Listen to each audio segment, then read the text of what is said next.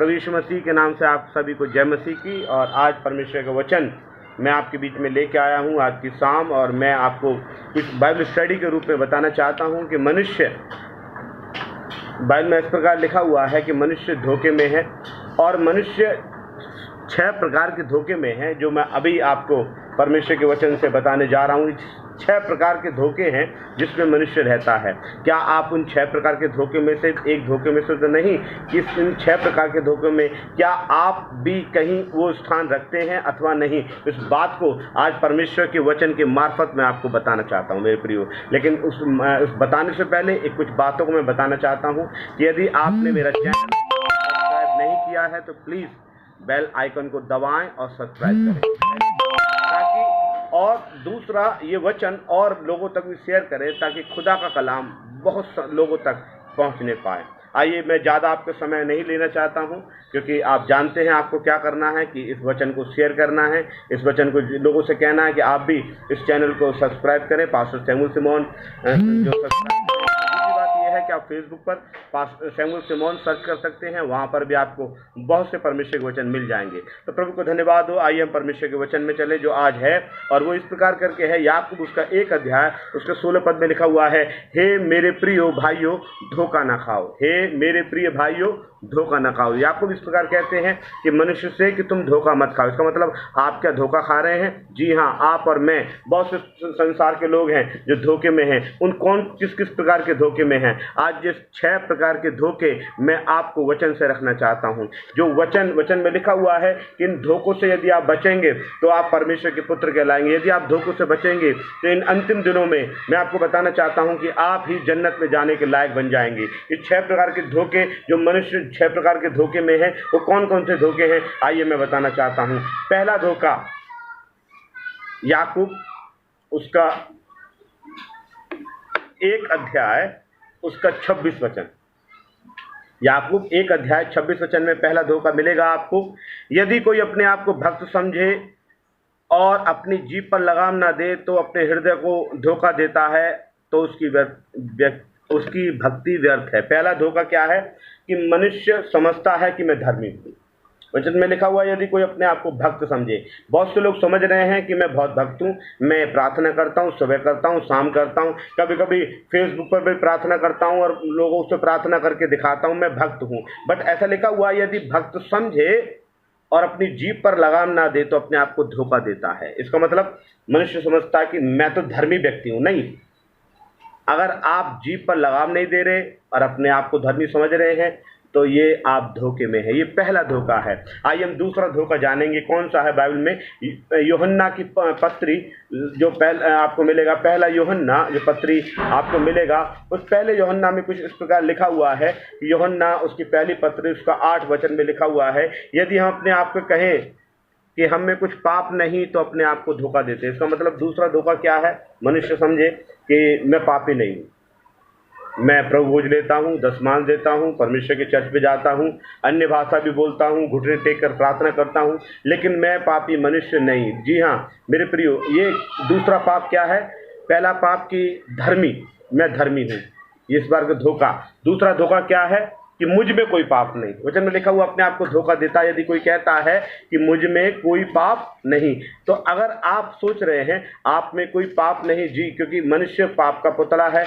प्रतिपल चर्च में कुछ और होता है, चर्च के बाद कुछ और होता है, रोड पे जाता है कुछ और होता है, घर में कुछ और होता है, छत पे कुछ और होता है, बाजार में कुछ और होता है, बच्चों के सामने कुछ और होता है, पत्नी के सामने कुछ और होता है, कलीसिया के सामने कुछ और होता है। यदि हम अपने आप को में कहें कि हम में कुछ भी पाप नहीं तो अपने आप को धोखा देते हैं। ये दूसरा धोखा है मेरे प्रियो। आइए हम तीसरे धोखे की तरफ निकालें। ऐसा लिखा हुआ है पहला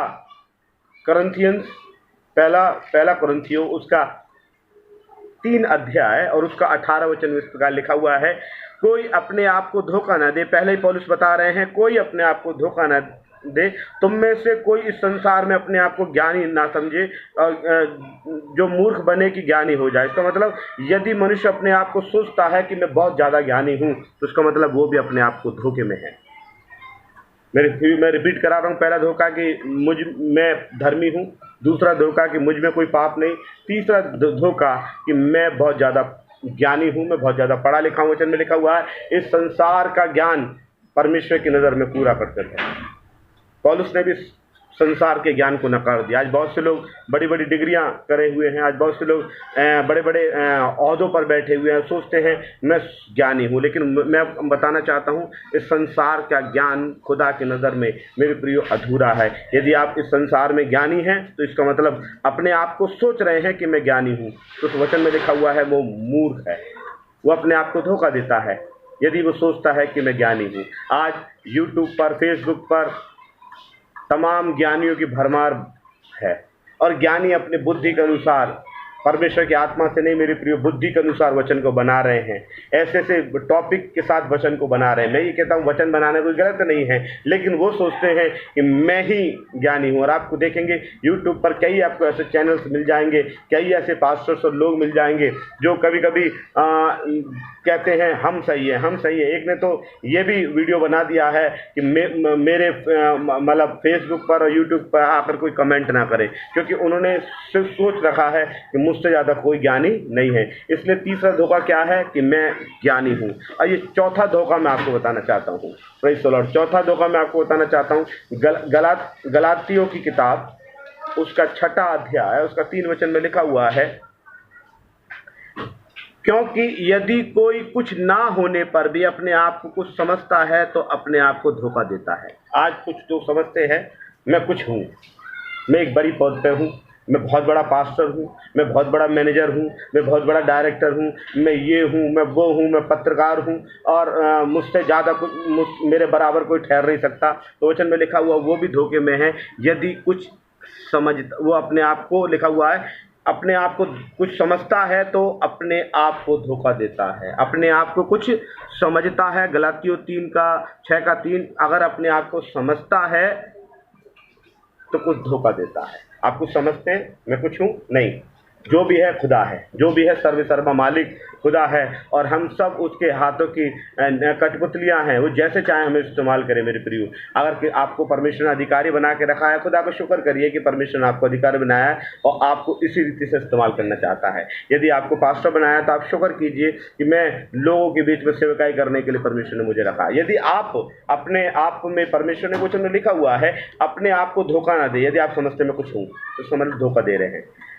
नंबर 5, अगर हम देखेंगे इसी 1 कुरिन्थियों 15वां अध्याय और उसका 33 में लिखा हुआ है, धोखा ना खाना बुरी संगति अच्छे चरित्र को बिगाड़ देती है। अभी हमने देखा कि मुझ में पाप नहीं। हाँ साहब, मैं समझता हूँ कि हाँ हमसे गलती हो जाती है। हम सोचते हैं हम धर्मी हैं, हाँ हम समझते हैं कि नहीं हम इतने धर्मी नहीं है जितना होना चाहिए परमेश्वर की नज़र में। हम सोचे ज्ञानी है, नहीं हम नहीं समझते कि हम ज्ञानी हैं। हम सोचे हम कुछ भी नहीं, हम तो कुछ भी नहीं है। लेकिन उसके साथ साथ यदि हम बुरी संगति में हैं, अब आप बुरी संगति का मतलब क्या है? आप सोच सकते हैं कि बुरी संगति का मतलब अच्छे लोगों के साथ बैठो। नहीं, कभी कभी क्या होता है, वचन में लिखा हुआ है, परमेश्वर के दास के विषय में भी लिखा हुआ, पास्टर्स के विषय में, कि तुम उनकी सुनना, उनके कैरेक्टर को मतलब वॉच करेंगे तो बिगड़ जाएंगे। आज बहुत से लोग, मैंने सुना है कई पास्टर्स के साथ भी रहकर बिगड़ गए हैं। सबसे अच्छी संगति है यीशु की, सबसे अच्छी संगति है वचन की। और यदि वो समझता है कि मेरी तो बड़ी बड़ी लोगों के साथ उठना बैठना है, मैं तो एसएसपी के साथ, डायरेक्टर के साथ बैठकर खाना खाता हूँ, तो इसका मतलब आप धोखे में हैं। आप धोखे में हैं, क्योंकि वचन में लिखा बुरी संगति अच्छे चरित्र को बिगाड़ देती है। अच्छा लिखा हुआ है धोखा ना खाना।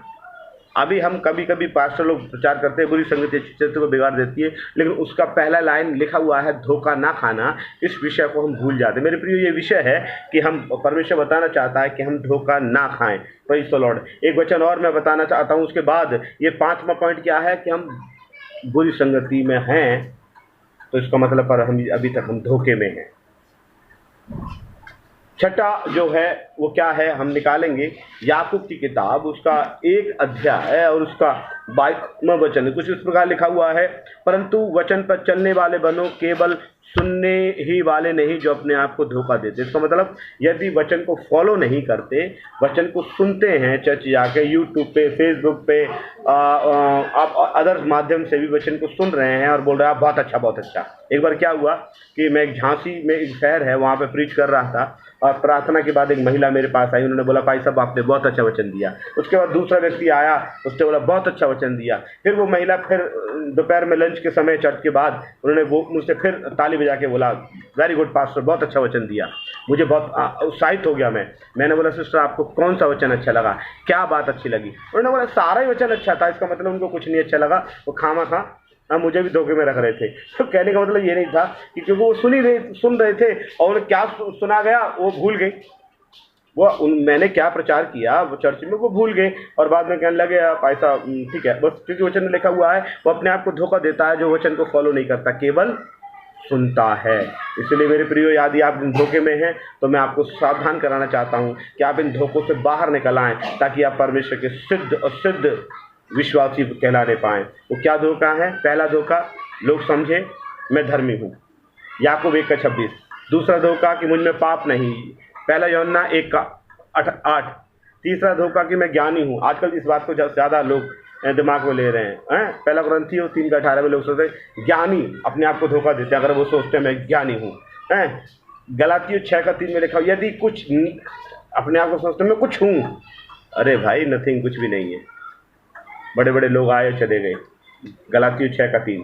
अगर आप बुरी संगति में हैं, और हो सकता है कि वो किसी व्यापारी की, किसी बिजनेसमैन, किसी पास्टर के साथ या किसी अच्छे व्यक्ति के साथ संगति में है और आपको उनकी बात बाद में मालूम पड़े। और कई लोगों के साथ ऐसा हुआ है कि कई बार एक महिला हमारे चर्च में आती हैं, अभी फिलहाल वो किसी चर्च में जाया करती थी, वो उनकी बड़ी तारीफ किया करती थी, कहती थी कि ऊपर खुदा बाप और नीचे खुदा दूसरा हमारा पास्टर है। बाद में मालूम पड़ा कुछ बातों से उन्होंने मेरे पास आई, रोने लगी, कहने लगी भाई साहब हमें बड़ा गलत। लेकिन मैं बताना चाहता हूँ लोग धोखे में हैं। मैं भी कुछ नहीं हूँ, मेरी कोई औकात नहीं है। मैं आपको बताना चाहता हूँ, मैं अपने आप को हमेशा शून्य करके चलता हूँ, वास्तव में मेरी कोई औकात नहीं है। इसलिए अगर आप बुरी संगति में हैं तो निकल आइए, इसका मतलब धोखे में है। नंबर 6, केवल आप सुनते हैं, वचन को फॉलो नहीं करते, इसका मतलब आप धोखे में हैं। यदि आप इन धोखों से निकल आएंगे तो खुदा निश्चित आपको बरकत देगा। खुदा इन वचनों के द्वारा आपको संभाले। जय मसीह की।